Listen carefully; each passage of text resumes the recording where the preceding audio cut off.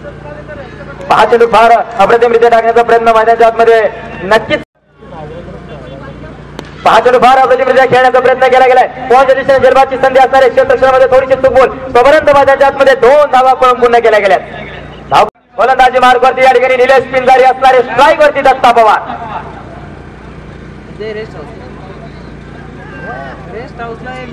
पहा चेंडू फार अप्रतिमरित्या मैदानाच्या खेळण्याचा प्रयत्न केला गेला. स्वतः गोलंदाज निलेश पिंजारी हिमतीचा प्रयत्न मात्र या दरम्यान फसला गेलाय आणि या दरम्यान सोने मात्र मैदानामध्ये कहर करतोय. पंचांची सर्जनी आकाशात.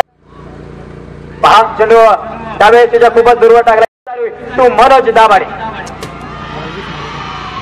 पहा पुन्हा एकदा फार अप्रतिम पद्धतीचा चेंडू नक्कीच मैदानात खेळला जातोय. पहिला षटक मैदानाच्या मध्ये निलेश पिंजारी स्ट्राईक वरती मनोज दाभाडे. पहा वाईट चेंडू दिला गेलाय. धावपर्यंत 1 निवडे सरसावले गेले. पुन्हा एकदा फार अप्रतिम पद्धतीचा चेंडू नक्कीच मैदानात करून सन्मानित करायचे.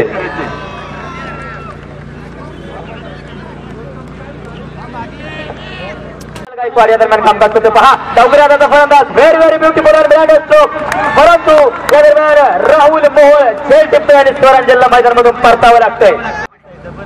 पहा रिवर्सचा फटका मैदानाच्या आतमध्ये अप्रतिमरित्या खेळला गेलाय. पहिल्या धावसंख्येचा प्रयत्न आहे. दुसऱ्या धावसंख्येचा प्रयत्न मात्र मैदानाच्या आतमध्ये पाहायला मिळालेला नाहीये.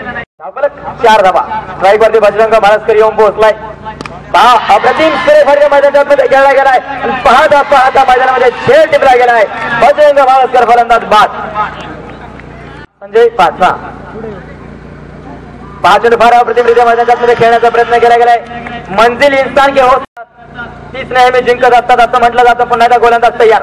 पहा चेंडू रिवर्स करण्याचा प्रयत्न केला गेलाय. एक रेकॉर्ड पद्धतीचा चेंडू टाकला गेलाय. षटक क्रमांक 2 मैदानाच्या आतमध्ये. प्राणाय साधू नाम विनाशाय चतुस्मृता धर्म संतार्पणा साय हेतू संभवामी युगे युगे.